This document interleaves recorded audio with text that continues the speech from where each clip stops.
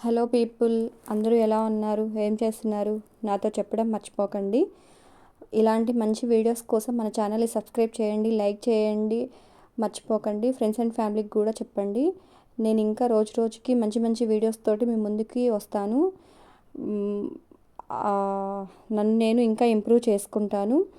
మనం ఈరోజు చెప్పుకునే టాపిక్ వచ్చేసి ఇంటికి పెద్ద దిక్కు అనేవాళ్ళు లేకుంటే ఒక చిన్న పాప పరిస్థితి ఎలా ఉంటుందో మనం చెప్పుకుందాము. సో అన్నీ ఉన్న పిల్లల్నే మనం ఈ రోజుల్లో నాకేమిచ్చావు అని చెప్పేసి పిల్లలు పేరెంట్స్ని అడిగే రోజులు ఇవి. సో మనం దాని గురించి ఎంత తక్కువ మాట్లాడుకుంటే అంత మంచిది. ఎందుకంటే మనం ఈ రోజుల్లో జనాల్ని చూస్తూనే ఉంటున్నాం కదా, పిల్లల్ని అలా ఏది ఇచ్చినా కానీ ఇంకా తక్కువే అన్నమాట పిల్లలకి. అలాంటిది ఒక అమ్మాయి పుట్టగానే వాళ్ళ పేరెంట్స్ ఇద్దరూ చచ్చిపోయారనమాట. సో ఆ పాపకి ఉన్నది ఒక్క ఎవరైనా ఉన్నారు అని అంటే వాళ్ళ తాతయ్య మాత్రమే. తనకంటూ ఈ భూమి మీద మిగిలిన్నది వాళ్ళ తాతయ్య మాత్రమే. సో అలాంటి సిచ్యువేషన్లో ఉన్న ఒక అమ్మాయి ఎలా బతుకుతుంది, ఎలా ఉంటుంది, మన పక్కన వాళ్ళు ఎలా తీసుకుంటున్నారు దాన్ని, ఆ అమ్మాయిని ఎంత తక్కువ చేసి చూస్తున్నారు అనే టాపిక్ గురించి మనం చెప్పుకుందాం. అసలు అట్లా ఒక పాపని వాళ్ళ తాతయ్య అనేవాళ్ళు, వాళ్ళ పేరెంట్స్ ఇద్దరు చచ్చిపోయిన తర్వాత ఆ తాతయ్య వాళ్ళ మనవరాల్ని పెంచుకుంటూ జీవనం అలా సాగిస్తూ ఉంటున్నారనమాట. ఉంటుంటే ఈ అమ్మాయి సరే అది ఏదైనా సరే జరిగిపోయింది. దాని గురించి ఇంట్లో ఫుడ్ పెట్టి చూసుకునే వాళ్ళ తాతయ్యకి లేని బాధ చుట్టుపక్కల కొంతమంది ఉంటారనమాట. అసలు ఎలా ఉంటారంటే వాళ్ళు, ఈ పాప బయటకు కనిపిస్తే చాలన్నమాట, ఈ అమ్మాయి నష్టజాతకురాలు, ఈ అమ్మాయి పుట్టగానే వాళ్ళ పేరెంట్స్ అనేవాళ్ళు చచ్చిపోవడం ఈ అమ్మాయి చేసుకున్న తప్ప అండి? అది తప్పు కాదు కదా. ఆ టైం అలాంటిది. అమ్మాయి పుట్టిన తర్వాత వాళ్ళ పేరెంట్స్ సమ్ రీజన్స్ వల్ల చనిపోయారు. దాంట్లో ఈ అమ్మాయి చేసిన తప్పేమన్నా ఉందంటారా? కాదు కదా. ఇప్పుడు ఎవరైనా ఇప్పుడు నీకు తెలిసి ఉంటే నువ్వు కోరుకుంటావా నాకు పేరెంట్స్ లేకుండా చెయ్యి దేవుడా అని చెప్పేసి? కాదు కదా. ఆ విషయంలో ఆ పాపకు ఒక వయసు వచ్చిన తర్వాత ఎంత బాధపడుతుందో నీకు తెలియదు కదా. అట్లాంటప్పుడు నువ్వు మాట్లాడే రైట్ నీకు లేదు.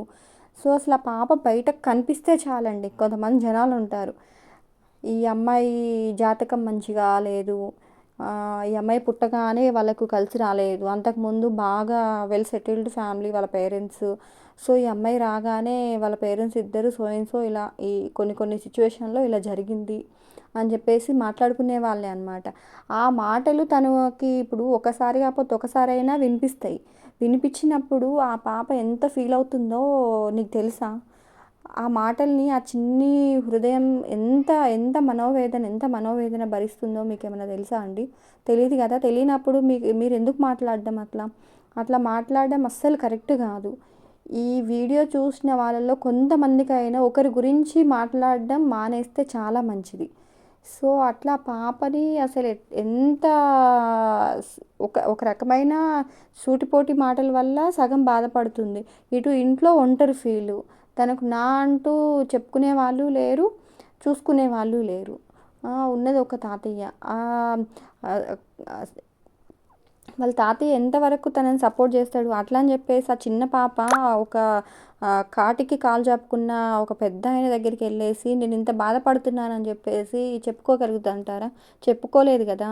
సో అట్లాంటప్పుడు పాప మా అమ్మాయి ఎంత నిద్రలేని రాత్రులు గడిపిందో ఆ అమ్మాయికే తెలిసిద్ది. ఆ అమ్మాయిని అలా అసలు పాపం ఆ దేవుడు ఎందుకు పుట్టించాడో అని చెప్పేసి తను ఎంత బాధపడుతుందో కదండి అసలు. అట్లా అసలు ఎందుకు పాపం పిల్లల్ని అట్లా చిన్న వయసు పిల్లలకి ఆ మైండ్ సెట్లో అలా పడిపోయిన తర్వాత వాళ్ళు రేపటి నాడు పెద్ద అయిన తర్వాత కూడా సేమ్ అదే కంటిన్యూగా వాళ్ళ మైండ్లో అదే నిలిచిపోతుంది కదా. అసలు ఎట్లా మాట్లాడతారండి అసలు ఒక అమ్మాయి అట్లా మాట్లాడడము. సరే పోనీ అది అట్లా జరిగిపోతూ ఉంది. వాళ్ళ తాతయ్య బాగా చూసుకుంటాడు అమ్మాయిని, మంచి చదివిప్పించాడు, మంచి మంచి స్కూల్స్లో వేశాడు, బాగా చదివించాక ఆ అమ్మాయికి ఇక వీళ్ళ తాతయ్యకి కూడా ఓపిక అయిపోయిందండి. వాళ్ళ తాతయ్యకి ఓపిక అయిపోయింది. సో అయిపోయాక ఇక పెళ్లి చేద్దాం, ఇక నా బాధ్యత తీర్చుకుందాము అని చెప్పేసి వాళ్ళ తాతయ్య చూస్తారనమాట. సో ఎక్కడెక్కడో ఇచ్చేసి రేపటి నాడు ఇప్పుడు వయసు అయిపోయింది, ఆయన ఎన్ని రోజులని బతికుండి ఆ అమ్మాయికి వెనకాల ఒక అండగా ఉంటాడు కాదు కదా. సో ఎక్కడన్నా దగ్గర సంబంధం చూద్దామని చెప్పేసి నలుగురు తెలిసిన ఫ్యామిలీస్లో చెప్పాడనమాట. చెప్పిన తర్వాత ఒక ఒక ఫ్యామిలీ వాళ్ళు ముందుకొచ్చారనమాట. ముందుకొచ్చేసి ఫస్ట్ నుంచి ఈ అమ్మాయికి తెలీదు. సో ఆ అబ్బాయి ఏంటంటే ఫస్ట్ నుంచి ఈ అమ్మాయి మీద ఏవైతే రూమర్స్ ఇవన్నీ ఉన్నాయో అవన్నీ వింటూ చూస్తూ వచ్చిన వ్యక్తి అనమాట. తను ఫస్ట్ నుంచి ఏమన్నా ఇలాంటి ఒక ఇది ఉంటే ఆ అబ్బాయికి ఫస్ట్ నుంచి కూడా నేను చేసుకొని మంచి లైఫ్ ఇద్దాం ఆ అమ్మాయికి, ఇన్ని రోజులు పడిన ఈ ఏదైతే ఈ బాధలు ఉన్నాయో వాటి నుంచి విముక్తి కలిగిద్దాం ఆ అమ్మాయిని అని చెప్పేసి ఫస్ట్ నుంచి కూడా ఆ అబ్బాయి అనుకుంటూనే ఉంటాడనమాట.